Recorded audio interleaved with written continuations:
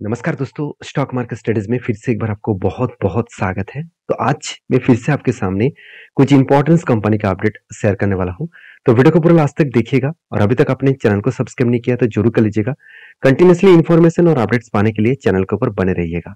तो चलो देख लेते कौन सा कंपनी है इस वीडियो के अंदर।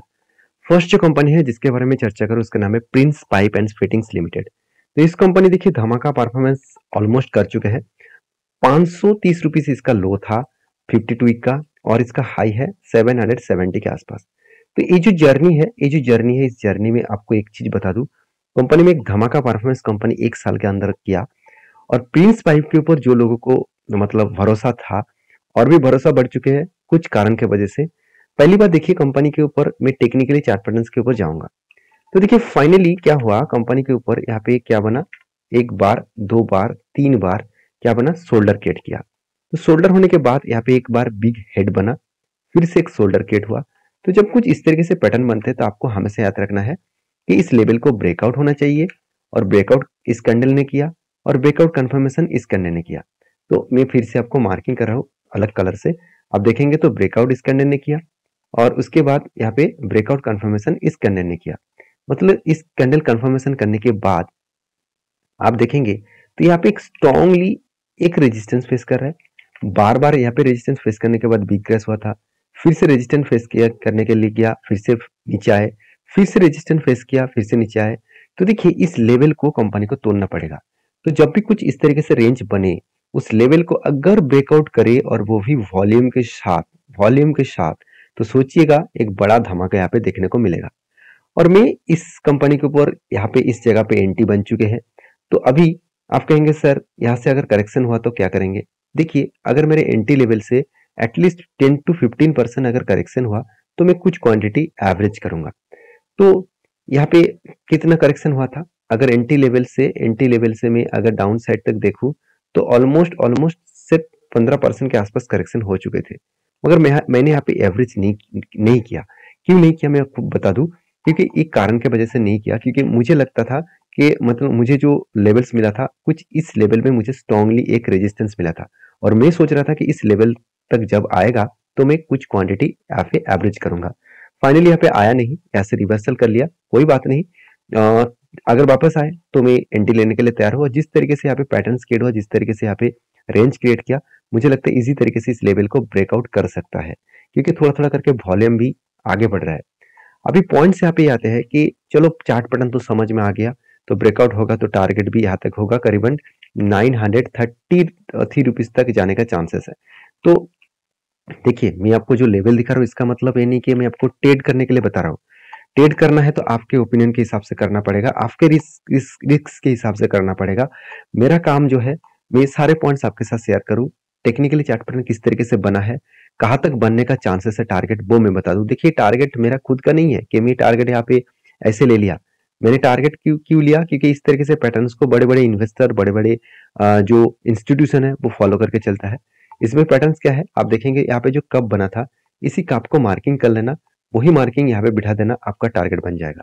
आपको अगर पता नहीं है कि कहाँ तक टारगेट बनेगा तो आप इस चीज को फॉलो अप करिए। पहले यहाँ पे काप को मार्किंग करिए, उस लेवल को यहाँ पे बिठा देना, तो आपको टारगेट बन जाएगा। तो टारगेट कब बनेगा वो तो मुझे पता नहीं, मगर मैंने ट्रेड क्यों लिया वो मैं आपको बता सकता हूँ। पहली बात, कंपनी के क्वार्टरली रिजल्ट में कुछ कमियां देखने को नहीं मिला। कंपनी कंटिन्यूसली सेल्स को इंक्रीज करते गए और एक्सपेंस को मेंटेन करने के बाद जो कंपनी लॉस मेकिंग कंपनी बना था पिछले सालों में, वो इस बार कंपनी 71 करोड़ के आसपास प्रॉफिट किया। और जब प्रॉफिट इतना बढ़ा तो उसके हिसाब से देखा है तो कंपनी में एक प्लस पॉइंट देखने को मिला। कंपनी क्वार्टर क्वार्टर को भी बीट किया और ईयर ऑफ ईयर बेसिस में भी नेगेटिव से पॉजिटिव में कन्वर्ट हुआ। तो जिसके चलते मुझे एक बुलिश फील्ड इस कंपनी के ऊपर देखने को मिला और साथ ही साथ एज ए इन्वेस्टर भी इस कंपनी के ऊपर थोड़ा थोड़ा करके होल्डिंग्स को कंटिन्यू कर रहे हैं। चाहे एफएस हो, चाहे डीएस हो, चाहे पब्लिक हो, हर किसी के पास इस कंपनी का होल्डिंग्स आपको देखने को मिल चुके हैं। अभी इस कंपनी के कैश फ्लो के बारे में बात करूं तो कंपनी का नेट प्रॉफिट कितना हुआ था, नेट प्रॉफिट हुआ था 121 करोड़ और कंपनी का कैश फ्लो कितना देखने को मिला, 350 करोड़। तो आप कहेंगे सर प्रॉफिट ज्यादा है, प्रॉफिट कम है और कैश फ्लो ज्यादा क्यों देखने को मिला, क्योंकि पिछले सालों का जो पैसा हाथ में आना चाहिए था वो इस साल आया। मान के चलिए आपने जो प्रोडक्ट कस्टमर को बेचा वो कस्टमर आपको इस साल में पैसा देना चाहिए था, मगर वो नेक्स्ट ईयर में आपको पैसा दे रहा है। तो नेक्स्ट ईयर में जो हाथ में पैसा आया तो वो तो पैसा आपको ऐड करके दिखाना पड़ेगा। तो इसलिए जो पैसा उधारी था, मतलब बाकी था, वो पैसा इस साल में आया, तो इसलिए कैश फ्लो ज्यादा दिख रहा है। कोई बात नहीं, आपको कंपनी का कैश फ्लो कंटिन्यूसली मेंटेन होता दिखने को मिलेगा।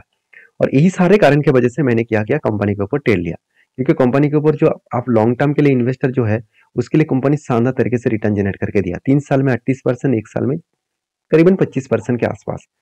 तो इस कंपनी को लास्ट कुछ फ्यू डेज का डिलीवरी का परसेंटेज दिखा दूं तो 50 टू 40 टू 50% के आसपास डिलीवरी का परसेंटेज देखने को मिला। और इस तरीके से हाई वॉल्यूम देखने को तभी मिलता है जब मार्केट एक बुल रन में होने का चांसेस देखने को मिल जाते हैं। तो जिस तरीके से पैटर्न्स बना है, मुझे लगता है वो धीरे धीरे करके आगे बढ़ने का चांसेस रहेगा, क्योंकि इसका जो रेंज बना है कुछ हायर हाई बनते जा रहा है, सॉरी हायर लो बनते जा रहा है। यहाँ पे जो लो बना था वो हायर लो बना, फिर से हायर लो बना, फिर से हायर लो बना। इसका मतलब कंटिन्यूसली वो हायर लो बनते बनते आगे बढ़ रहा है। तो इस कंपनी के ऊपर आपके क्या डिसीजन है, मुझे जरूर कमेंट्स करके बताना। नेक्स्ट जो कंपनी उसका नाम है डिक्सन टेक्नोलॉजी। इसके ऊपर फाइनली एक टारगेट अचीव हो चुके हैं। वो सबसे पहले मैं बता दूं, डिक्सन टेक्नोलॉजी के ऊपर एक शानदार तरीके से पैटर्न्स बना था और मैंने आपको इस वीडियो के माध्यम से शेयर भी किया था, और मैं टेलीग्राम में भी आपको अपडेट दिया था। अगर आपने टेलीग्राम को नहीं ज्वाइन किया तो जाकर ज्वाइन करिए, जहाँ पे आपको सारे अपडेट्स मिलता रहेंगे। और आपको वो अपडेट कंटिन्यूसली इसीलिए मिलेगा क्योंकि एज ए लर्निंग पर्पस में, जो लोग लर्निंग पर्पस में आए हैं, सीखने के लिए आए हैं, तो इसीलिए मैं उस टेलीग्राम चैनल को बनाया हूँ। ऐसे नहीं कि मेरा कोई अटेंशन नहीं है, मैं आपको कोई प्रमोशन करूँ और कोई भी आपको रिकमेंड करूँ कि हाँ इसके ऊपर बाय, इसके ऊपर सेल करना है। अगर इस तरीके से कोई भी रिकमेंडेशन का आप कोई भी कमेंट्स मुझे आए तो मैं टेलीग्राम चैनल बंद भी कर दूंगा। तो कोई मेरा रिकमेंडेशन करने का कोई भी मेरा मकसद भी नहीं है। तो फाइनली देखिए, एक शोल्डर केड हुआ, उसके बाद एक हेड बना, फिर से एक शोल्डर केड हुआ। और इस तरीके से जब भी कोई पैटर्न बनता है तो आपको दो चीजों को ध्यान रखना है। मैं बार बार बोलता हूँ कि एक लाइन आपको ड्रॉ करना है, उस मतलब शोल्डर ब्रेकआउट होना चाहिए। तो फाइनल क्या हुआ, यहाँ पे ब्रेकआउट हुआ, उसके बाद नेक्स्ट कैंडल में ब्रेकआउट कंफर्मेशन हुआ। तो ब्रेकआउट और ब्रेकआउट कंफर्मेशन का मतलब क्या है, मान के चलिए यहाँ पे रेंज बना और यहाँ पे कुछ शोल्डर कम हेड कम शोल्डर बना, और फाइनली इस लेवल के ऊपर कोई ब्रेकआउट चाहिए और उसके बाद ब्रेकआउट कंफर्मेशन चाहिए। तो फाइनली यहाँ पे एक टारगेट होने का चांसेस रहेगा, और इस ब्रेकआउट के कंफर्मेशन के बाद ही आपको एंट्री लेना है। और फाइनली क्या हुआ, आप देख सकते हैं धीरे धीरे करके कंपनी अप टेन में गया और एक स्ट्रांगली रेजिस्टेंस को वो बार बार फेस किया, स्ट्रांगली रेजिस्टेंस को वो स्ट्रांगली सपोर्ट को वो बार बार फेस किया, और सपोर्ट फेस करने के बाद धीरे धीरे करके टारगेट को वो अचीव किया। और टारगेट कितने दिनों में मिला, 127 दिनों में कंपनी टारगेट दिया, और वो भी कितना, 44% के आसपास। ठीक, इससे बढ़िया चीज और कुछ हो नहीं सकता मेरे हिसाब से, क्योंकि देखिए इतनी कम दिनों के अंदर इतने शानदार प्रॉफिट। आपको क्या लग रहा होगा कि जो मतलब राकेश झुनझुनवाला जी, साथ ही साथ वॉरेन बफेट जी, वो हम लोग हर वक्त वो व्यक्ति लॉन्ग टर्म इन्वेस्ट करके ही आज इतने बड़े पोर्टफोलियो क्रिएट किया है? बिल्कुल नहीं।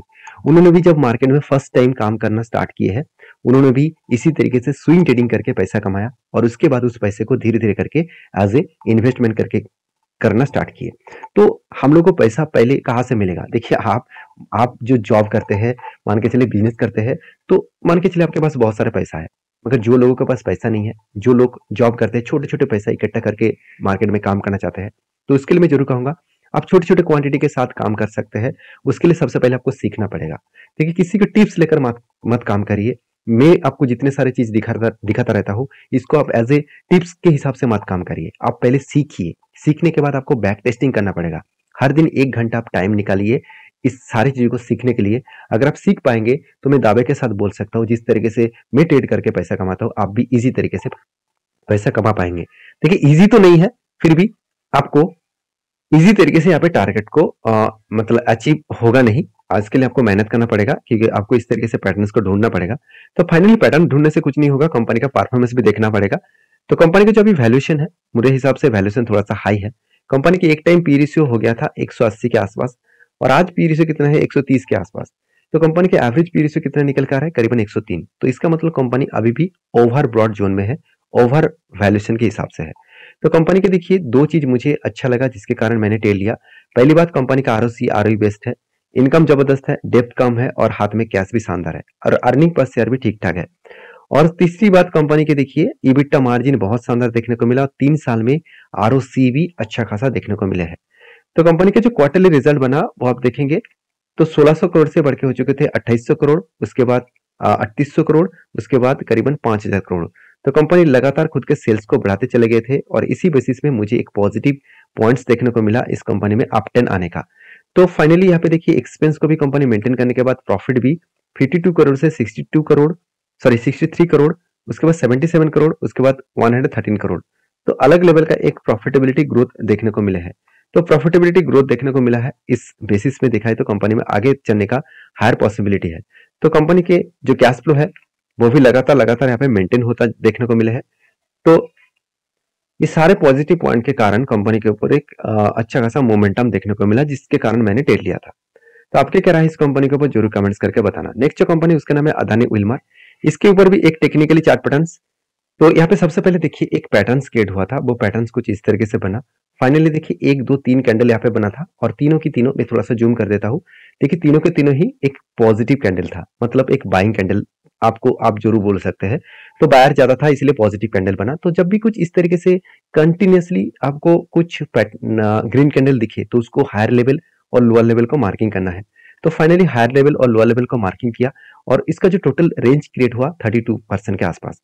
तो आपको मैं हमेशा बोल के आया हूँ कि जब भी कुछ इस तरीके से रेंज क्रिएट होगा तो आपको सबसे पहले मार्किंग करके देखना है कि 20% के ऊपर हुआ कि नहीं। अगर 20% के ऊपर हुआ तो ठीक है। तो उसके बाद आपको करना क्या है, आपको यहाँ पे 200 डेज ईएमए को भी टेस्ट करना पड़ेगा। तो यहाँ पे 200 डेज ईएमए कुछ इस लेवल में गया था, मैं आपको यहाँ पे नहीं दिखा पाऊंगा क्योंकि मैं वो डिलीट कर चुका हूँ। तो मैं ऐड करके आपको नेक्स्ट वीडियो में जरूर दिखा दूंगा। तो 200 डेज ईएमए के नीचे भी ट्रेड बना, तो ये भी एक प्लस पॉइंट है, मतलब 2 प्लस पॉइंट देखने को मिला। अब इसका काम किस तरीके से करना होगा, जब भी इस नीचे लेवल को टच करेगा, तो जब भी इस नीचे रेंज को टच करेगा तब भी एंटी बनेगा और इस अपर साइड में इसका टारगेट बनेगा।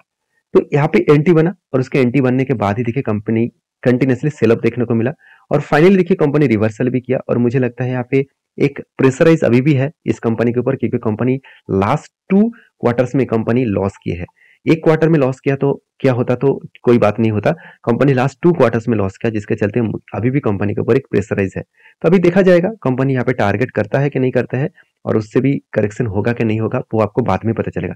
मुझे लगता है जिस तरीके से स्ट्रांगली एक रेजिस्टेंस कंपनी क्रिएट किया, उसको ब्रेकआउट करके ऊपर गया था हाई वॉल्यूम के साथ, तो वो फिर से एक बार रिट्रेसमेंट यहाँ पे कर सकते हैं, इस रेजिस्टेंस को फेस कर सकते हैं। उसके बाद रिवर्सल होने का चांसेस भी देखने को मिल सकता है। तो क्या होगा कि नहीं होगा वो तो आपको बाद में पता चलेगा। आपके क्या राय है इस कंपनी के ऊपर जरूर मुझे कमेंट्स करके बताना। तो लास्ट जो कंपनी है, लास्ट जो कंपनी उसका नाम है कैनफिन होम। कैनफिन होम आप देखेंगे तो ये एक देखा जाए तो एक फाइनेंस कंपनी है और एक हाउसिंग फाइनेंस कंपनी है। इस कंपनी के ऊपर एक बहुत बड़ा अपडेट है, वो है डिविडेंड का। तो कंपनी 29 तारीख को आपको डिविडेंड देने वाला है, 2 रुपीज करके आपको डिविडेंड देने वाला है। तो इस कंपनी के ऊपर आप फोकस रखिए और बाकी आपके क्या राय है इस सारे कंपनीज के ऊपर जरूर मुझे कमेंट्स करिए। वीडियो में अगर जानकारी अच्छा मिले तो प्लीज लाइक करना, दोस्तों के साथ भी शेयर करना और चैनल को भी सब्सक्राइब करना। तो इस वीडियो में कुछ सीखने को मिले तो जरूर मुझे कमेंट्स करके बताना। मिलते हैं नेक्स्ट वीडियो में, तब तक के लिए धन्यवाद।